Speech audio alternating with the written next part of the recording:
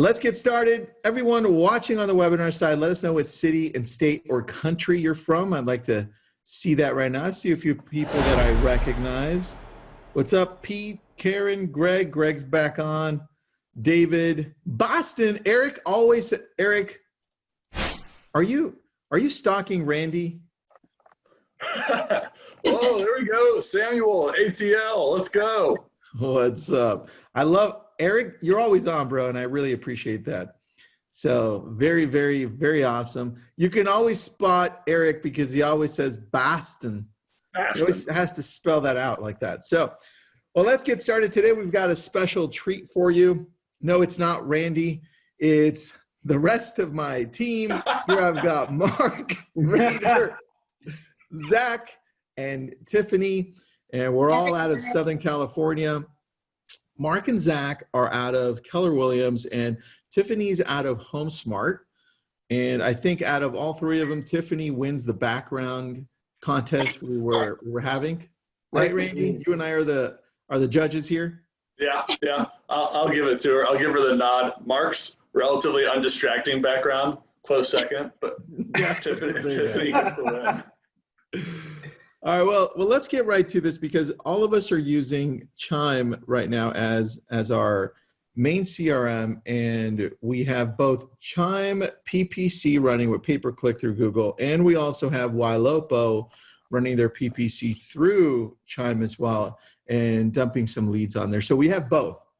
And we wanted to go over processes, and we wanted to go over conversion as well because we're all running the CRM and we're all running these leads through here. So I want just a quick intro and then we'll get right into it. I'm going to start with Tiffany. Tiffany, can you tell us how long you've been in real estate and a little bit of your background and where to follow you so people can follow you? So I've been in real estate for about 2.5 years. The first 2 years I worked part-time as a nurse. I recently went full-time and quit my job in January. And it's been a whirlwind since then. You can reach me on Instagram at TLCANARE637. Love it. All right, Mark Raider, the real estater. Boom, boom, boom. What's up, everyone? Hey, Mark Raider, the real estater, as Tristan said. I've been in real estate for about 5-6 years now. And same thing as Tiffany, I was part-time at first, and then I really started working hard and actually doing it full-time when I joined Tristan's team in 2017. Yes. I love it, dude. Thanks. All right, Zach Neely, what's up, dude? And Zach, it's with a K. It's not CHRIAH, right? Zach with a K, okay? And that's why I miss so many emails because no one knows how to spell it correctly, I guess. What's up, guys? So, background, I came from a service background. Tristan actually recruited me, 5-6 years ago because I was serving him at the Cheesecake Factory way back when. And no, we're not sponsored by the Cheesecake Factory. But that would be big money, though. Come on, Randy. Right? Randy, I think we need that angle from now on. Imagine all of the Avocado Club egg rolls. Oh my gosh! Yeah.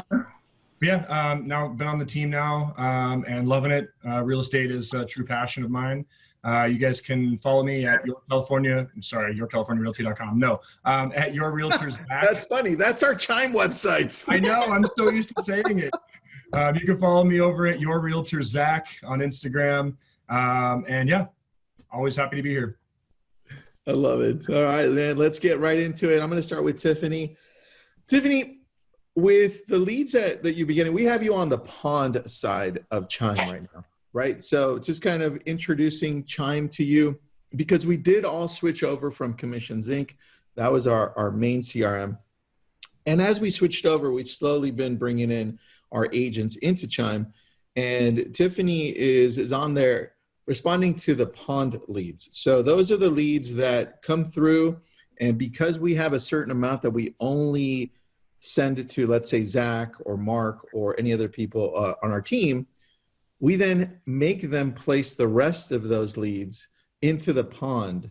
If they didn't get a hold of them, or if for any reason they talked to them and they felt like they weren't that great at the time, that's what the pond is. And then we'll go into the pond and how we came up with that a little bit later. But Tiffany, when it comes to these leads, when you're calling them, what's the process like?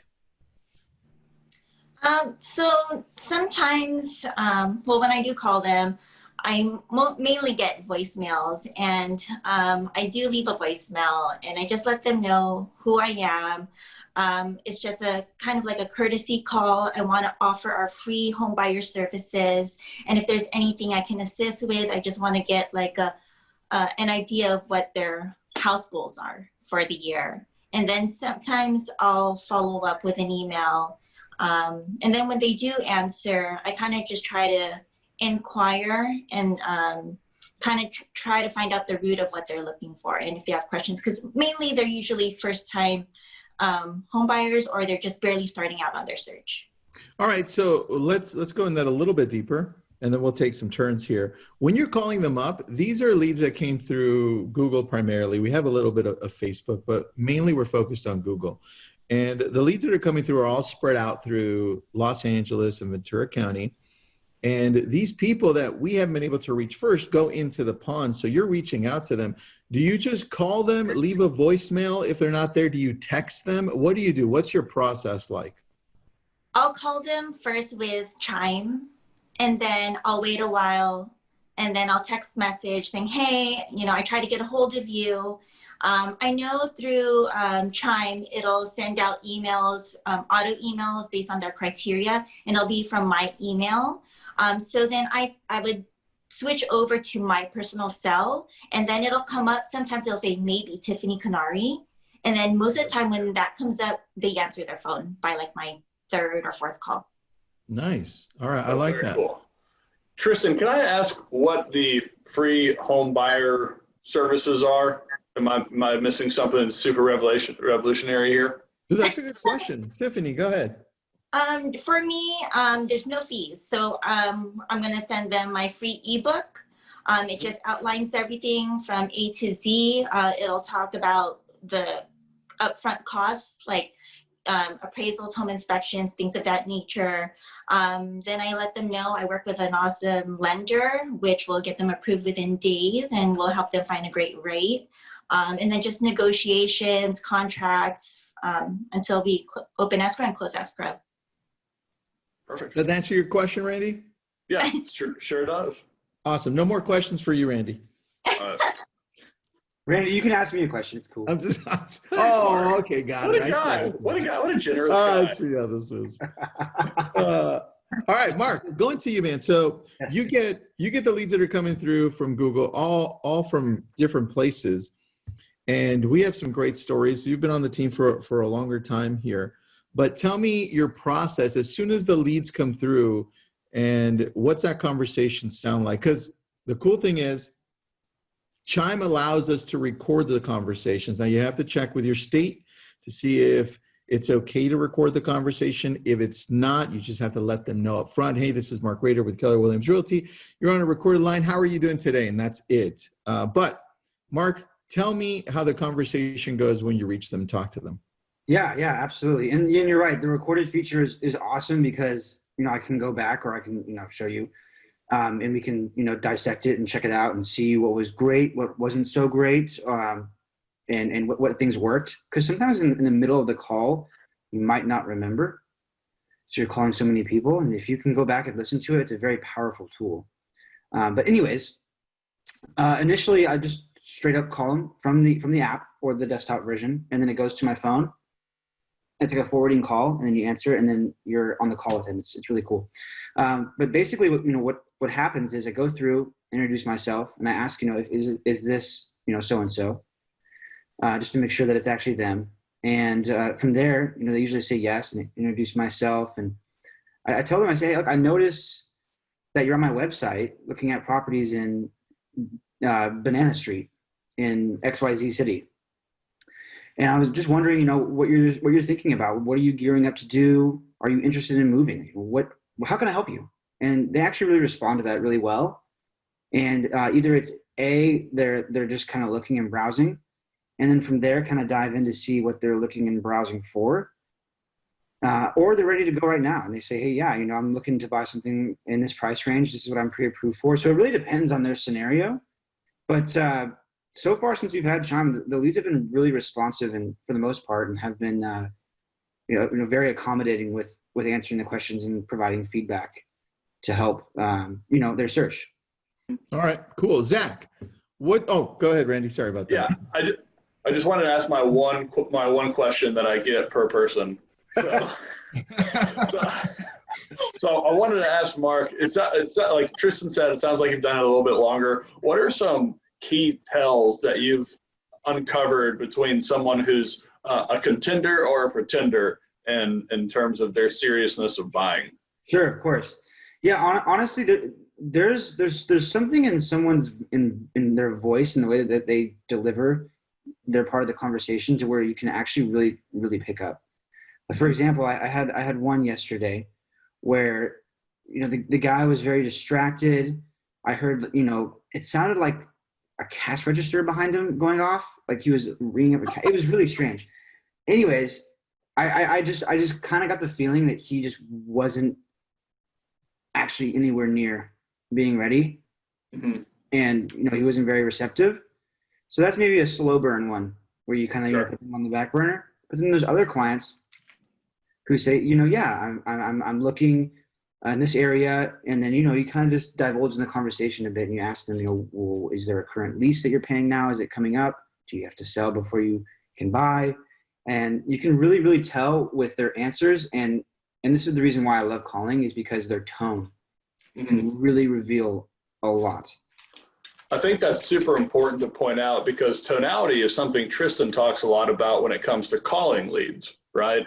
Right. So if Mark can tell whether or not somebody's serious and buying or selling by their tone, then they can probably tell if you're serious about they can tell if you're interested or not in the conversation, or if you're just going through the motions based off of your tone. So I just wanted to tie that tone piece because it goes both ways. Absolutely. I couldn't agree more. And there have been some great calls that Mark has made that he's recorded, which really show the tonality matters so much.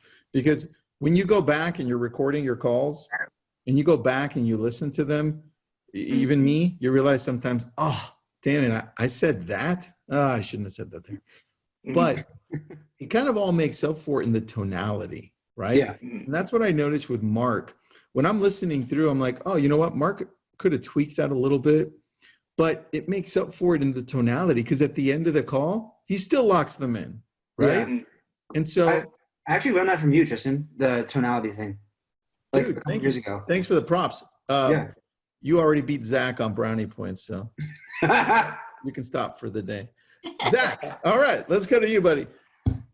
So when the lead comes through, give me your process on trying to reach out to them. So, first things first, you got to call. Just pick up the phone and call. There's nothing better than talking to them on the phone as opposed to a text. Now, granted, 90% of all text messages get responses. Sure, we might get a basic response, but they can decide when they want to do that. And if you have them on the phone, you have them locked in, sure, it's just almost as easy to hang up on you, but you got to call. You got to make that call, communicate a bit. And like you guys were talking about with tonality, you can really tell if somebody's actually like ready to go and excited and getting things done, and they actually want to talk to you, which, doesn't happen all the time. But it makes a big difference. So, showing them that you're a real person is huge. I've had people that, I get on the phone after I've messaged them a few times and they don't respond to the text because they think I might be an automated system. Yeah. They're like, oh, I thought you were a robot. So that's why I didn't respond to your texts. So call's number one. And that's the main piece. 9 times out of 10, you're going to be able to get a good connection and a good tell on who they are. If you don't reach them on the phone though, if I don't reach them on the phone, I immediately send a text right after. Cause if they're not gonna answer the phone call, maybe they'll answer the text message. And even if they respond, I try to get them to engage with me. So I fall back on a pretty simple text of, is this Tristan? And, they'll usually respond with, yeah, who is this? And all of a sudden they're engaging with me, trying to find out who I am, as opposed to just ignoring the call. And usually I'll either respond with who I am, or I'll respond and I'll say, calling you now. And then I pick up the phone and call again and talk to them. So it's all about calling as quickly as you possibly can. And that's really it. I mean, if you call a person when they're on the website looking at the homes, they just registered and they're getting a phone call from you right away. 9 times out of 10, it blows people away. Like they're so responsive with the fact that, or they're impressed with the response time of, wow, you must be on top of it. You must really have your stuff together in order to reach out to us in such a quick time frame. Yes, I am looking, or, I'm just window shopping. No, I'm good. I'm just browsing, that kind of thing. All right. So on that, Zach, on that one thing where somebody says, oh, I'm just browsing. Well, what's your typical response to something like that? I always say, that's great. That's exactly why I'm calling. What are you browsing for? Because, when you're shopping, you're going, I mean, I haven't done it in a while, but going to like the mall and shopping, and you're looking for some clothes or trying to find something, and the salesperson comes over and they're like, hey, may I help you? I always say, no, I'm just looking. Like, sure, I do need help. I end up buying something. I just don't want to be bothered. And that's the typical response that most people have, right? So if you're calling somebody and they say, I'm just looking, awesome. That's exactly why I called. Can you tell me what you're looking for? And then they start talking. You just got to be quiet though. You can't just keep blabbing on. Oh, tell me what you're looking for. I love that. That's true. Randy, any questions? Not this time. Okay. Just making sure. What? Am I not interesting enough for you? No, actually, you just reminded me of a great story a client told me regarding starting a text conversation and engaging with them. But I don't know. It's just kind of funny. It doesn't really offer any value. This Let's hear it. This lead responded to a client and said, when are we going on a date? And the client responded, as a female client, she responded, do you have any showings any properties you'd like to schedule showings for? And the guy said, no, I just thought you saw me on TV and wanted to go on a date with me. And then he sends out his stats to her. Like, I used to play pro ball. Here's I'm this height, this age, blah, blah, blah, no kids. Dude, that's amazing. Did they get the deal done? This is leading to an after-hours style show. So yeah, well, we'll pick that one right up later on the next webinar. Later. On the next webinar. Yeah, well, we get really, really candid with you, Tiffany. Deep down. Let's go into the latest transaction that you have in escrow, which is when I checked, it looks like it came from a PPC, so into a CRM. But what's that conversation like? How'd you get them into escrow so people understand the whole reality of this? The one I just closed or the one I just opened? The one you just opened. Oh, so when they came in, it was just really simple. I did everything over the phone. I pre-qualified them and then put them in touch with the lender.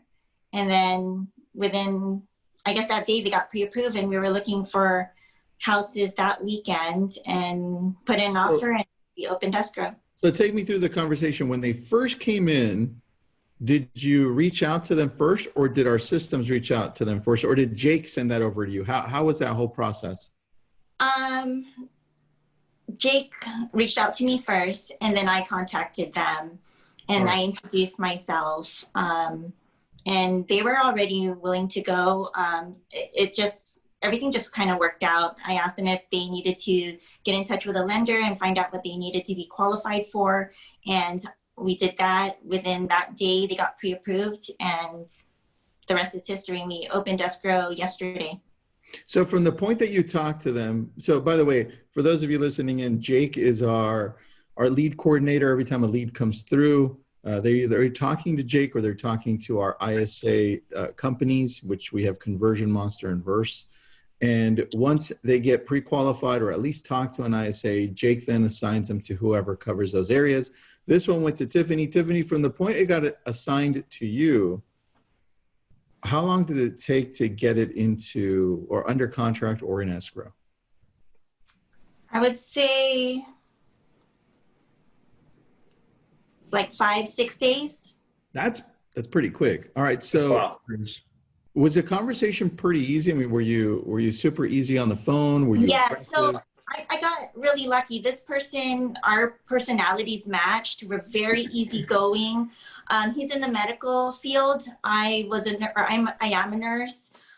So we kind of clicked. He automatically trusted my guidance. Whatever I said, he just followed my lead. And every advice that I had given him, it just came to fruition. He just let me take the wheel, and out of all the other offers, they picked ours, and we opened escrow yesterday. I love that.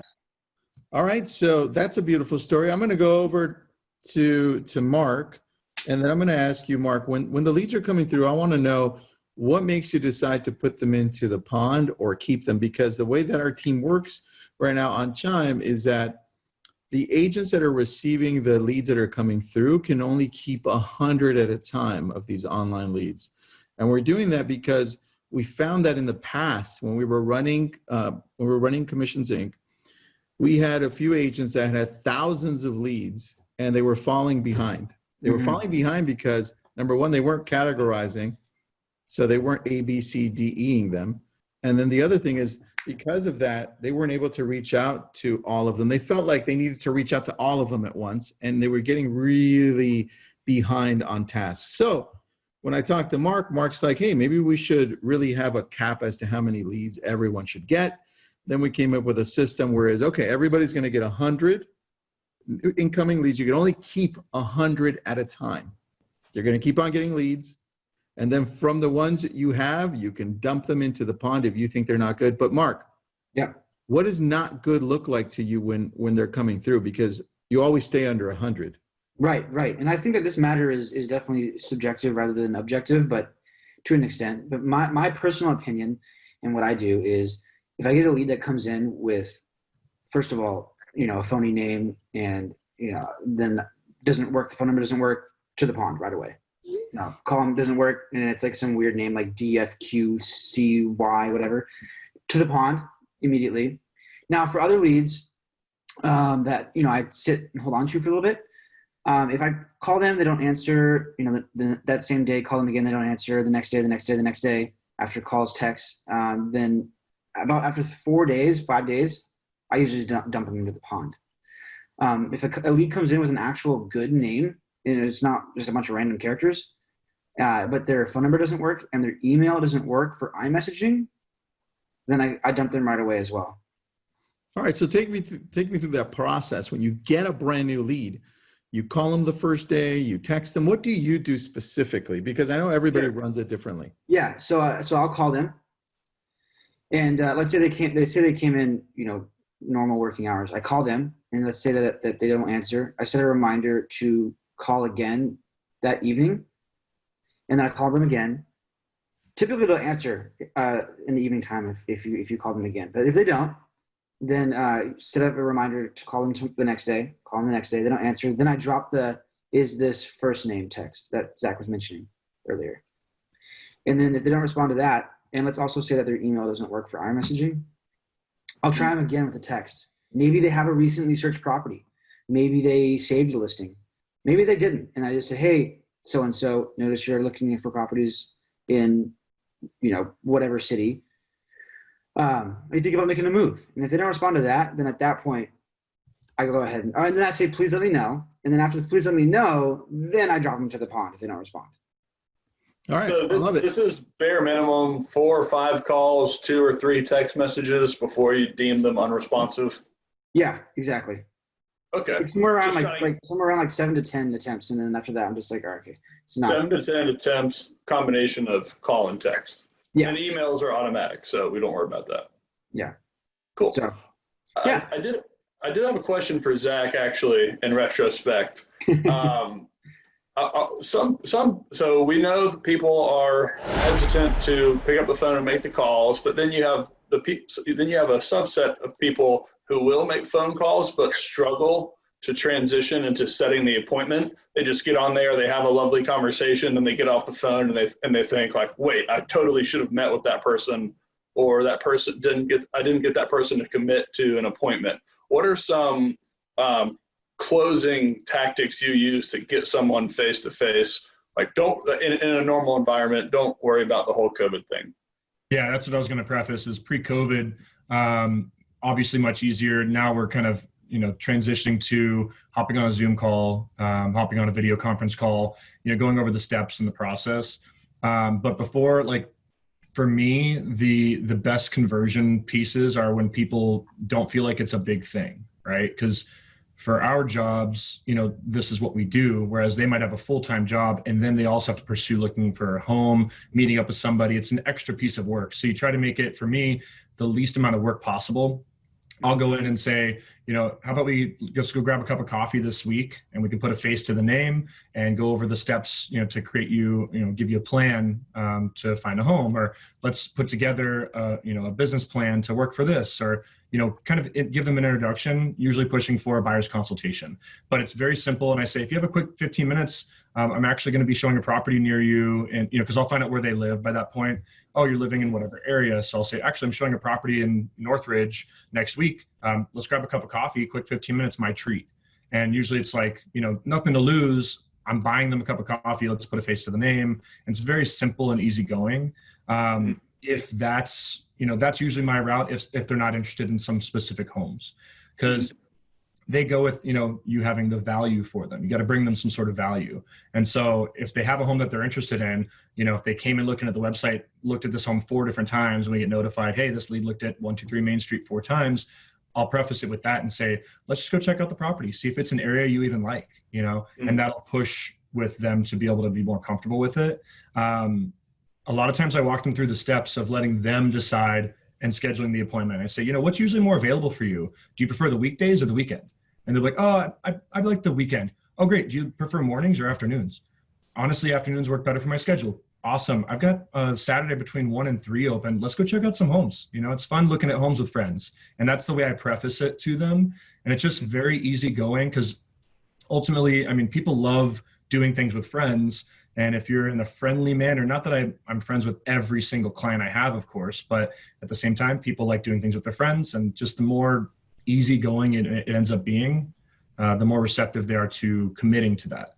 And you just still get people that commit to it, and then you reschedule, things like that, and sometimes they don't come through, but that's usually the way I go about it, is just the most easygoing manner, something simple and not time consuming. Because I know when I'm getting talked to, I don't want to do something that's going to last an hour, or even 30 minutes is too long, but 15-minute cup of coffee, sure, let's do that. And it can evolve however that means, so that's usually a good strategy for me. Mm-hmm.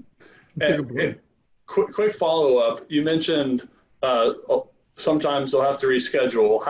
How many times will you try to chase that person down to reschedule before you just say, all right, maybe this person wasn't serious after all? So I've talked to leads for 3 years and closed deals with them after that amount of time before. So I have no problem with the nurture process. I let people know, like, there's no pressure on my end. I'm ready when you are. So I'm here to help you all along the way with the new, tactic that we're doing, which I find is a really efficient way through Chime to really narrow down and find the people that are ready right now, of keeping our limits to 100. I'll follow up with them the same, like Mark said. If someone reschedules, I'll follow back up with them a day or two later, try to put it into the calendar for the next week. And if they don't answer, I'll set a task to follow up on them very next day. So I literally will call them every day to every other day. And usually it's about 4 attempts on that before I figure they just blew me off, and I'll transfer them to the pond. Okay, makes sense. So it's usually 3 to 4 attempts after a reschedule. I love that. So Zach, now that I have you here, I have a question. I'm just trying to pop it up here. Here we go. All right, good. I'm going to try to bring it on so that I can see it on this side. All right, here it is. The question is from Eric, and any of you can answer it, so don't feel shy. Here, Eric's asking, when a lead is dumped into the pond, or when somebody comes and picks it up from the pond, either one, right? How do you all determine what's a good lead look like when it's already in the pond? And I'm assuming that any of you can answer this, so just take it on however you like.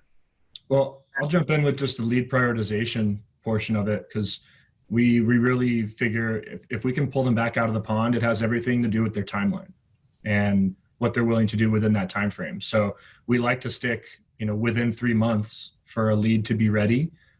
For me, I'd probably stretch it to 6. If they're ready within 6 months, great. And if they're already interested in getting pre-approved, if they are already working on those pieces, it's even better. But if they're interested in having that phone call and engaging with us and meeting, I would then pull them out of the pond. That would be my strategy. I don't know, Tiffany, Mark, what would you guys think? I mean, Tiffany, you've been pulling leads out of the pond. Yeah. From the So same thing. I'll look at the timeline, and then I'll check to see if their emails and phone numbers work, even iMessaging, and then I'll make the call. Also, I check like if there's any notes from anyone. Like for example, if it says decided to wait 6 months, wanting to know what they can qualify for first, then I'll say, oh, okay, so then maybe I need to connect them with a lender. So then I'll call and, introduce myself, find out what they're actually waiting for. And if it is to find out what they're need to qualify for or fixing their credit, I put them in touch with my lender. And then usually, like my lender is really good. We get them pre-approved right away.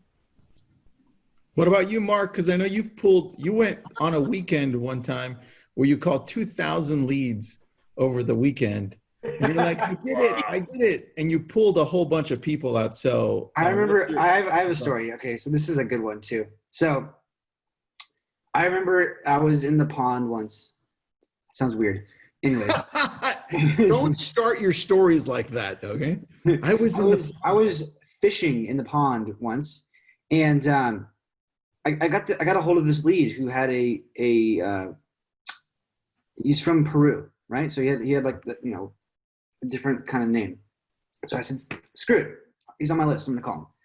Anyways, so I called him and he started talking to me in Spanish and broken English. Actually, I think it was Portuguese. And anyway, so I started talking back in the very minimal Spanish that I have. And I'm pretty sure actually I had you, Tristan, jump on the call to help. Because I remember that guy. Yep. Anyways, so a random pawn lead who's, Spanish speaker, we end up actually going into escrow and closing a deal together from a random pawn lead with a language barrier. It was wild. It was just How did you identify that was a good lead from the pond? Well, honestly, I randomly called him because I was just going down the list, and they said, "Yeah, my son is living out there. He needs to buy a place, and we need to buy a place with him so that we can travel." So I immediately connected that with an emotion to be with for the parents to be with their child, who was at the time a full-grown man, but either way, still their child. And I saw that as an opportunity, as an emotional buy. And since they're so far away from each other, Portugal or Peru and the United States is pretty far. So I figured, hey, this actually could be something very serious because they want to be with their kid. I love how you dove into the motivation of it. And I think a lot of agents miss that first thing. And that's probably the most important thing, which I think all of you hit on. Zach, you were talking about seeing how long they're looking to wait before they purchase. And Tiffany, you're looking at seeing if they want to even talk to a lender. So you're finding to see if they have that motivation to even take that next step. And Mark, it's the same thing. You're finding that emotional attachment that they may have to purchasing a home. So Great job on bringing that up, guys. Anything you want to add there, Randy? Is that 2,000 number real? It was not in a weekend, but yes, it was real. It took me, I think it took me like 3 weeks or 2.5, 3 weeks, something like that. Yeah, it was intense. Yeah, that's a lot of people. It was a lot, dude. He's like, I'm done with the pond. Can I have more? I'm like, dude, chill the crap out. Thank you, sir. May I have another? Yeah, thank you, sir. May I have another? Yeah, it was crazy though. That's so funny. All right, Zach, I have a question for you. The last transaction that you have right now that's in escrow, take me through that lead coming through, because that's a Chime lead and it just happened. So take me through that so people understand. Okay. I mean, he came through looking for homes in Simi Valley. And he was actually one of the first Chime leads that I got assigned, maybe within the first 20. and correct information, gave him a call, and he was just more than open to talking. Yeah, you know, I'm looking for a home. I already own 3 properties, and I'm refinancing 2 of them using that equity from the refinance to purchase a property out in Simi Valley. And so we just started talking, and I basically, you know, went through the process of understanding what he's looking for, going through the criteria, and understanding why he wants another home in an area which is an hour and a half away from where his 3 homes are. And so really digging for that, like we said, motivation, because it's key. You know, what makes you want to do this right now, and obviously capitalizing on the interest rates and this and that. So I pushed for the close within the first 5 minutes of our conversation, because I just knew that he was ready to go. And so I said, you know what, I've got 3 great properties in mind for you that I know of in the area. Let's go take a look at them this weekend. And we went out that following Saturday. I think it was, I talked to him the beginning of the week, that one. And it took a while for us to find the right home for him. You know, things needed too much work, this and that, but we also put in offers on 4 or 5 other properties and kept getting beat out by all cash offers. It sometimes takes a little bit of a learning process for the clients to understand what the values of homes are in certain areas where he's not familiar with, thinking that he can get something. Originally his price point was $650, and we're in escrow right now on a home for him for $850. So, you know, it evolved over that time, and to get somebody to grow in their price point, $200,000 isn't easy, right? Because you have those expectations in the beginning. So we went through the process, and it was truly, I mean, it took 2 months for us to get into escrow. And for me, I think that's a great time frame. I mean, we've all had deals that have done, you know, from meeting somebody to closing a deal maybe a month's time, which is fantastic. Tiffany has one that, you know, just took 7 days to get into escrow. So for this guy, it was a process of showing a lot of homes and figuring out and weeding out the right ones and the wrong ones to finding the property that really made sense for him. So, you know, closing that deal or I guess getting the first appointment was easy once I knew his motivation was to get something as soon as possible. He wanted to capitalize on the low interest rates right now. And the refinancing that he's getting done, both of those are under 3%. I think it was like 2.75 for each. And that was before the Fed increased the refinancing rates. So, you know, he got it at a good time, and his purchase, he's getting a rate at 2.875. So it's just unbelievable, but everything kind of came together with what he was looking for and his preparedness with already having the refinancing done. And I called. That's really I mean, I wish there was more to it, but just calling and doing a little lead discovery and knowing, you know what, if you don't push for the close, you're never going to get the appointment. So I just went for it right away. And he's like, yeah, sounds good. Saturday I'm free, you know, just like that. So was that a personality thing? You thought that his personality or his motivation was compatible with pushing for a close, or is that your general style? It's not my general style. I will usually do a soft close in most of my calls anyway, but it all came down to his personality. He was very straight to it. He seemed like he was busy. He was definitely driving when I talked to him. And while we were on the phone, actually, at one point, he told me to hold on. He took another call, and then he came back on. He's like, sorry, you know, had to get my guy to go to this project.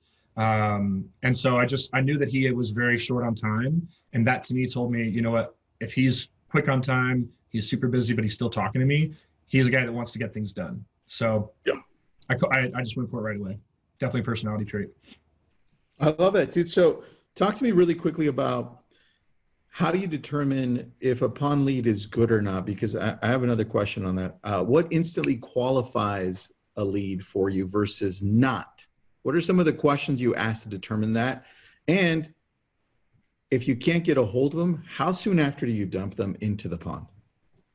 Okay, so with pulling people out of the pond, for me, it starts off with just getting a response to begin with, okay? And then I make that call. Just to say, all right, this person actually does have valid information, because a lot of times pond leads are put in because the information is not valid.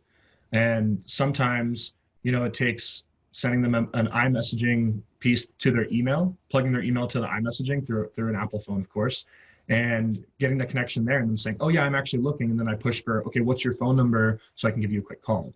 But pulling them out and actually having that conversation with them, for me, it has everything to do with their timeline.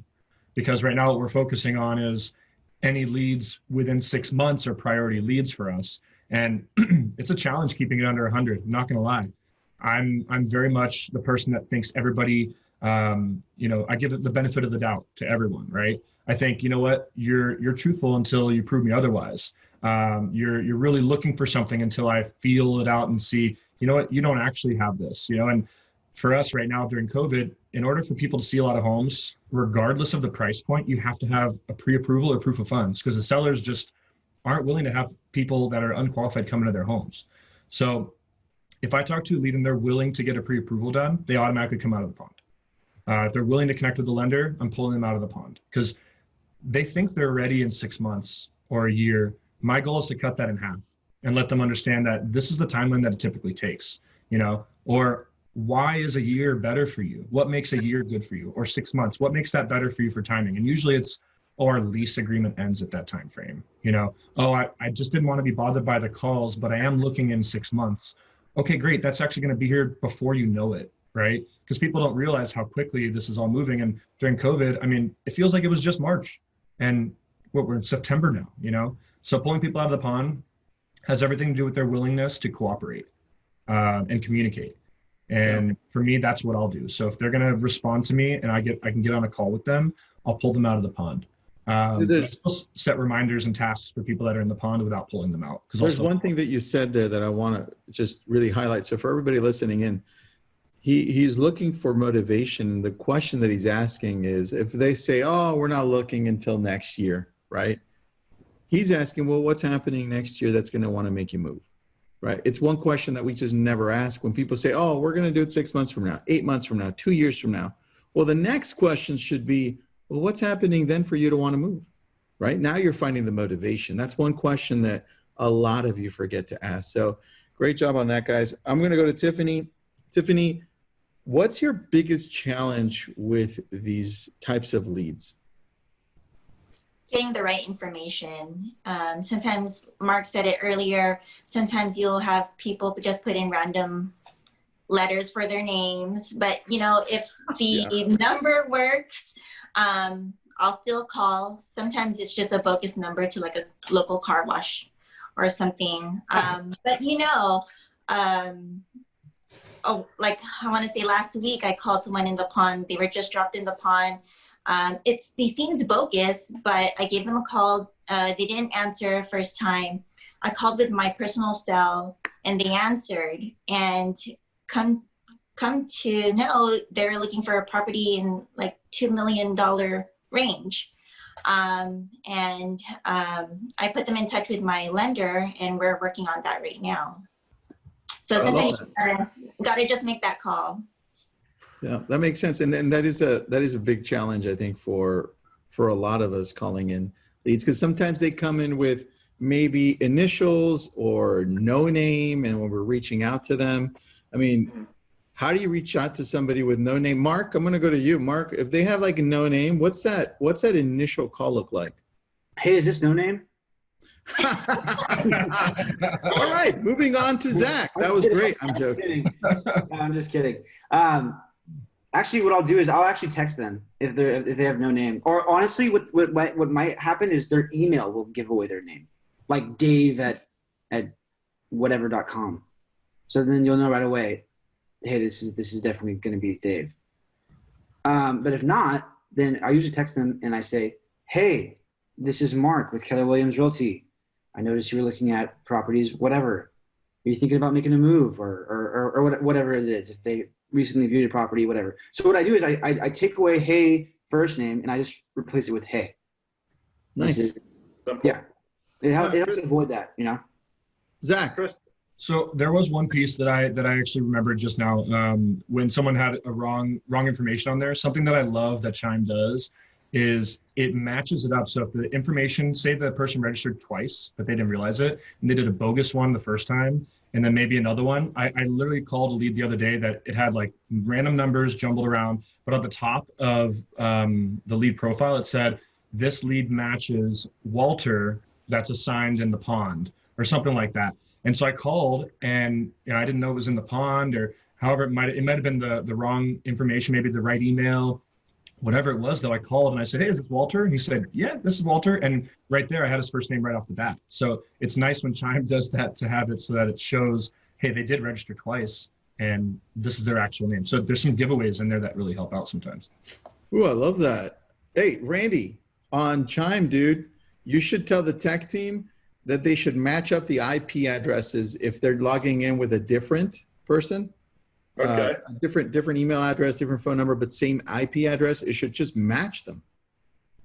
Right? Well, there it is. There's the solution right there. IP address. I'll just let them know. They'll just do their little magic code thing. And it's done. Dude, work your magic. I have a quick question. Tristan, could you explain what your iMessage trick thing is again? Because I remember it being mentioned a long time ago, but I don't remember what it is. Yeah, it's easy. So usually if you have an iPhone, you tie your email address to iMessaging because it connects to it automatically. And so if nobody puts in a phone number, what you do is you grab that email address and drop it into the texting section of the phone. And then if it populates blue, then you start texting. Sometimes it doesn't populate blue at all, but text them anyway. Mm-hmm. And then it'll come through as blue. So that means you can text them directly. So yeah, dude, I did introduce that to the whole freaking industry. That was my claim to fame. Yeah, that's it right there. That was it. And then everything else happened because of it. So great addition, Randy. I have a question for Mark almost in closing here. Mark, you have a new build story, a lead that you got from PPC, from Google. Yes. PPC. Can you tell me how that went and how you put it in escrow? Because you still have that one escrow. It closes in October. Yes. So that lead came in. Oh my gosh, wait, actually this story pertains to Zach too. It's hilarious. So I was actually at a bachelor party in Arizona. Okay, dude, this is for after hours. Come on, it's like a story. We were golfing, okay? We were golfing. Okay. Anyways, so this lead came in, right? And I just call him right away. Say, hey, Nasser, this is Mark, whatever, with Keller Williams Realty. Notice you're looking at properties. You think about making a move? I said, yes. Looking for X, Y, and Z in these locations. I said, okay, great. We identified a couple of properties that he wanted to see, and he wanted to see them like that the next day. And I'm like, well, I am about a 7-hour drive, so let me call my boy Zach. So Zach actually showed the property for me, and then it wasn't the home for him.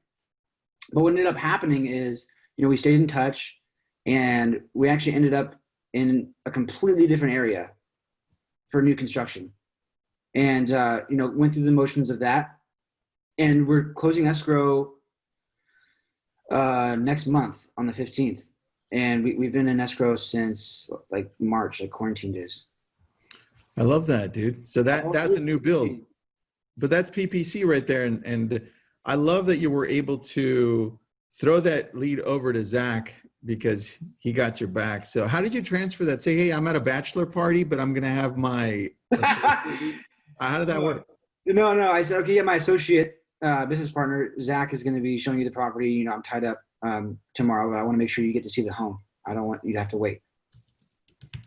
I love that, dude. All right. And then anything else you guys want to add? Tiffany, Zach, Mark? I think there's a part 2 to this, guys and girls. I think there's a part 2 to this because I know you're all closing PPC leads. You have some amazing ones right now in escrow, and you're only going to get better. So I think as we start going deeper into Chime, we can definitely, Randy, I think we should do a part 2 like middle of October here. I'm in. Count me in. All right. Good. Anything you guys want to add in closing? Randy, any questions you have? I'll save my questions for part 2. Randy, did you hear that? Tristan asked if you had any questions. I had any questions? He allowed you to ask questions. I'm going above quota here. You're done, dude. You're done. You're done. All right, everybody. Thanks for joining us. We appreciate it. If you want to follow us, you can find Tiffany, Zach, and Mark all on Instagram. Randy's everywhere. You can just reach out to him, and you can always Facebook me as well. Thanks again, everybody. Have an awesome day. Thank you. Thanks, I'll take it easy. Thanks, guys.